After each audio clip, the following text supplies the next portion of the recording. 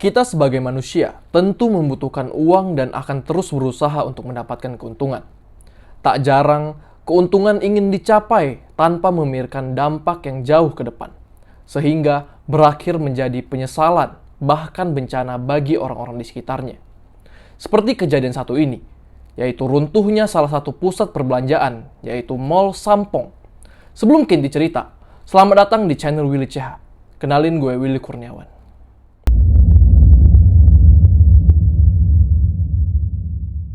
Tepat 28 tahun yang lalu, tepatnya pada 29 Juni 1995, sebuah pusat perbelanjaan di Seoul, Korea Selatan mengalami keruntuhan.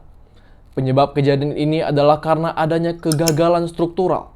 Total korban jiwa yang meninggal ada 502 dan korban luka-luka sebanyak 937 orang. Runtuhnya Mall Sampong ini juga menjadi salah satu runtuhnya bangunan di zaman modern paling mematikan di dunia. Mungkin kalian sendiri sudah sering mendengar peristiwa ini yang banyak diangkat menjadi cerita di drama Korea. Ceritanya, pada masa itu, tanggal 7 Juli 1990, Mall Sampong dibuka sebagai sebuah pusat perbelanjaan yang megah dengan berbagai arsitektur modern. Lantai-lantai yang tinggi, beragam toko, restoran, dan juga tempat hiburan. Perencanaan dibangun sejak 1987 di lahan kosong bekas pembuangan akhir. Mall Sampong sendiri selesai didirikan pada 1989. Karena berbagai daya tarik ini, Mall Sampong dikunjungi banyak orang dengan beragam latar belakang, hingga mencapai rata-rata 40.000 pengunjung per hari. Seiring berjalannya waktu, mall ini sendiri menjadi pusat penting bagi komunitas di Korea Selatan, terutama di Seoul. Tren-tren terbaru juga semakin bertambah dari tempat nongkrong, permainan arcade, tempat makan, hingga tempat bersantai keluarga. Tak jarang, Mall Sampong ini justru dijuluki sebagai lambang kemajuan dan kemakmuran di masa itu.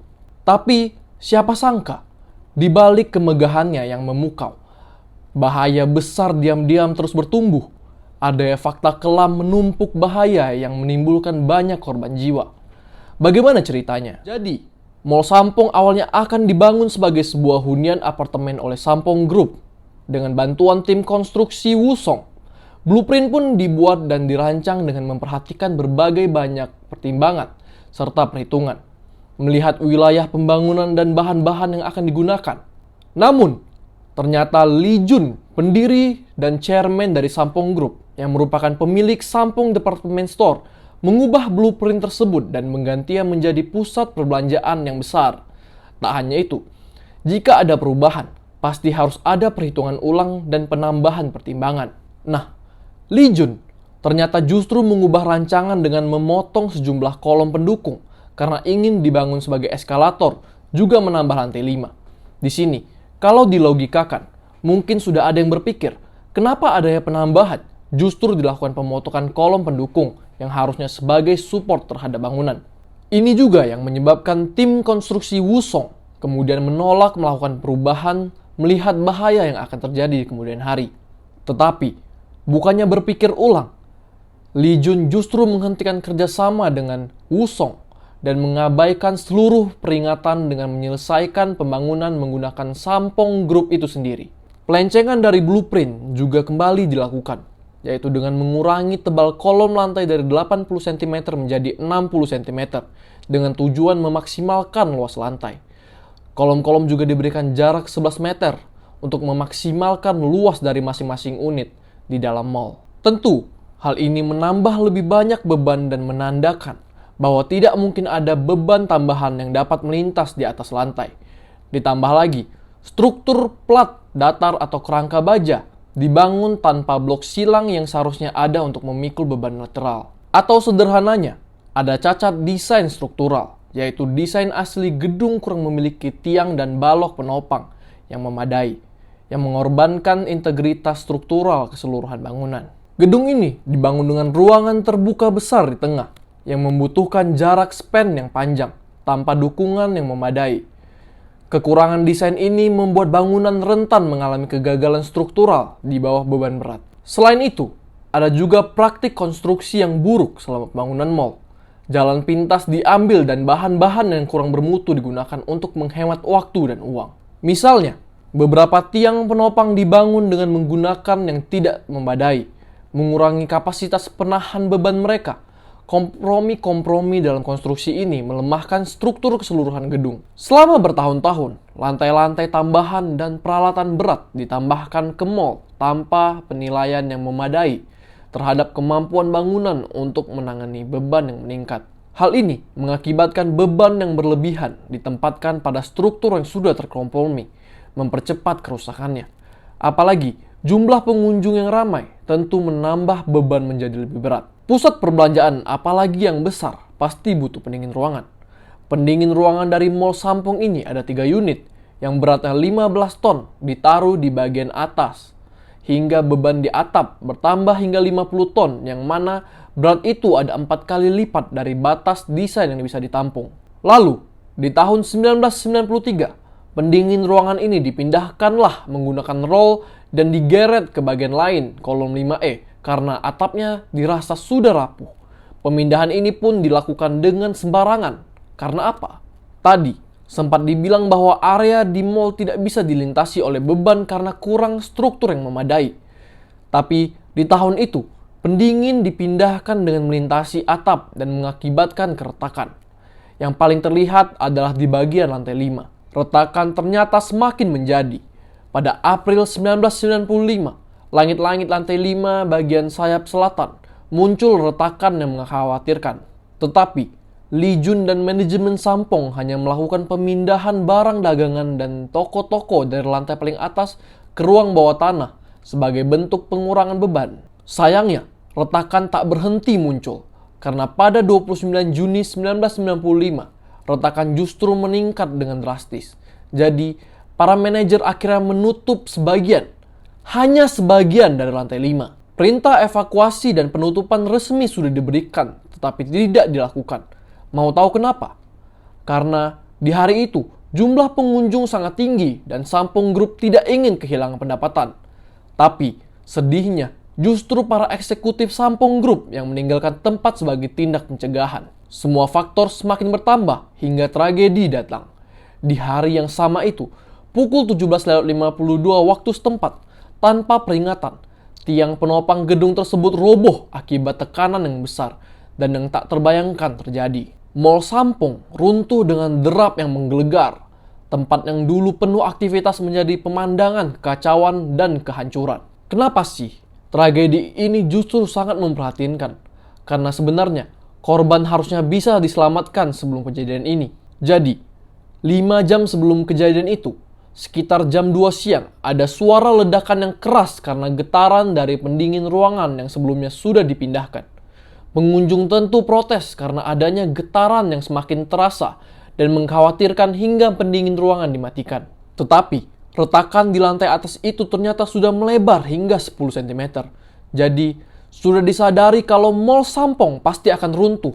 Jadi, para eksekutif dan juga direktur melakukan rapat darurat. Mereka meminta Li Jun untuk mengevakuasi pengunjung sebelum keruntuhan terjadi. Li Jun yang takut kehilangan pendapatan diceritakan menolak dengan marah.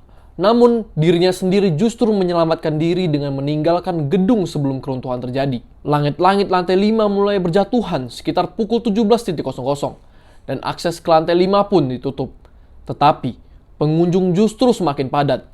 Ratusan pengunjung memenuhi gedung 57 menit sebelum runtuh. Perbaikan juga dilakukan, tetapi tidak dengan menutup Mall Sampong. Tak lama, sekitar pukul 17.52 menit, alarm evakuasi gedung dibunyikan oleh para pekerja karena suara retakan terdengar dengan jelas. Tetapi, semua terlambat. 29 Juni 1995, atap mulai ambruk dan unit pendingin ruangan menghantam lantai 5 yang sudah retak karena kelebihan muatan. Akhirnya, sekitar 20-23 detik, seluruh tiang di bagian sayap selatan runtuh. Tim penyelamat bergegas ke tempat kejadian dengan putus asa mencari korban selamat di tengah reruntuhan. Bencana ini merenggut nyawa sekitar 502 orang dan melukai banyak orang lainnya. Runtuhnya Mall Sampong mengirimkan gelombang kejut ke seluruh negeri, mengungkapkan konsekuensi mengerikan dari mengabaikan peraturan keselamatan dan praktik konstruksi yang benar. Total korban yang tewas adalah 502 orang dan menjebak lebih dari 1.500 orang. termaksud menantu perempuan dari Lee Jun yang ia tinggal. Di hari runtuhnya Mall Sampong, beberapa korban berhasil diselamatkan dari puing-puing bangunan. Namun, karena kondisi yang tidak stabil dari bangunan dan banyaknya puing yang riskan untuk kembali jatuh, upaya penyelamatan menjadi rumit hingga memerlukan waktu lebih lama. Operasi penyelamatan sendiri berlangsung selama sekitar seminggu dengan tim yang bekerja siang malam untuk menyelamatkan orang sebanyak mungkin. Penundaan juga sempat terjadi karena struktur yang berbahaya hingga tak sedikit nyawa korban hilang dalam operasi pencarian. Setelah kejadian ini, juga penyelidikan segera dilakukan dan terbongkarlah keserakahan yang memicu terjadinya bencana ini. Insiden ini memicu penyelidikan menyeluruh yang mengungkapkan banyaknya kekurangan dalam desain dan konstruksi mal tersebut. Ini menjadi pengingat pahit akan pentingnya mematuhi standar keselamatan dan melakukan inspeksi yang tepat untuk semua proyek konstruksi. Tanggung jawab atas kejatuhan Mall Sampong ditanggung oleh beberapa pihak yang terlibat dalam desain, konstruksi, dan pengelolaannya. Yang pertama, ada arsitek dan insinyur. Para arsitek dan insinyur yang merancang mall bertanggung jawab atas cacat desain struktural, kegagalan mereka dalam memasukkan sistem penopang yang tepat, dan keputusan mereka untuk menyetujui desain yang tidak aman turut menyebabkan bencana ini. Yang kedua, ada perusahaan konstruksi. Perusahaan-perusahaan yang bertanggung jawab atas konstruksi Mall Sampong juga ikut bertanggung jawab. Penggunaan praktik konstruksi yang buruk, termaksud penggunaan bahan yang tidak memadai dan jalan pintas, merusak integritas struktur bangunan. Yang ketiga, ada otoritas pemerintah. Otoritas regulasi yang bertanggung jawab atas pengawasan proyek konstruksi dan memastikan kepatuhan terhadap standar keselamatan juga turut bertanggung jawab. Jika pemeriksaan yang tepat tidak dilakukan atau pelanggaran keselamatan diabaikan, bencana ini mungkin dapat dicegah. Yang keempat, ada pemilik dan pengelola bangunan. Mereka yang bertanggung jawab atas pengelolaan dan operasional mall juga memiliki tingkat tanggung jawab. Jika mereka mengizinkan penambahan lantai dan peralatan tanpa penilaian yang tepat terhadap kapasitas struktural, mereka turut menyebabkan pembebanan berlebihan pada bangunan. Yang kelima, ada pihak berwenang perencana dan zonasi kota. Jika pejabat perencana dan zonasi kota tidak memastikan bahwa konstruksi mengikuti kode dan regulasi yang sesuai, mereka juga ikut bertanggung jawab atas tragedi ini. Untuk lebih detail, berikut adalah nama-nama kunci dari individu yang bertanggung jawab atas kerusakan Mall Sampong. Yang pertama, ada Lee Jun, pendiri dan chairman dari Sampong Group yang merupakan pemilik Sampong Department Store. Ia dihukum karena kelalaian yang sangat serius dan dijatuhi hukuman penjara selama 7 tahun atas peranannya dalam bencana tersebut. Yang kedua, ada Choi Sun Sil, menantu dari Lee Jun dan wakil chairman dari Sampong Group. Ia juga dihukum dan dipenjara karena keterlibatannya dalam tragedi tersebut. Yang ketiga, ada Kim Seung Kyu, arsitek dari Sampong Department Store. Ia dinyatakan bersalah karena kelalaian dalam merancang bangunan tersebut dan dihukum penjara. Yang keempat, ada Park Jun Kyu, kontraktor konstruksi yang bertanggung jawab atas perluasan bangunan tersebut. Ia dinyatakan bersalah karena suap dan kelalaian dan dijatuhi hukuman penjara. Pasca bencana ini, seluruh kota bersatu untuk menghormati kenangan mereka yang meninggal dan memastikan bahwa tragedi semacam ini tidak akan terulang lagi. Reruntuhan Mall Sampong juga akhirnya dirobohkan dan dibangun sebuah taman peringatan. Taman ini didirikan untuk mengenang para korban dan sebagai pengingat akan pentingnya menghargai kehidupan manusia di atas segalanya. Dan begitulah, kisah Mall Sampong berfungsi sebagai cerita peringatan, mengingatkan kita akan konsekuensi serius yang dapat timbul ketika memotong sudut dan mengabaikan keselamatan. Ini berdiri sebagai bukti perlunya konstruksi yang bertanggung jawab. Segitu aja bahasan kita kali ini. Buat kalian yang punya cerita dan ingin gue ceritain cerita kalian, boleh kirim ke email di bawah sini. Jangan lupa like, comment, share, dan subscribe. Gue Willy Kurniawan. Adios.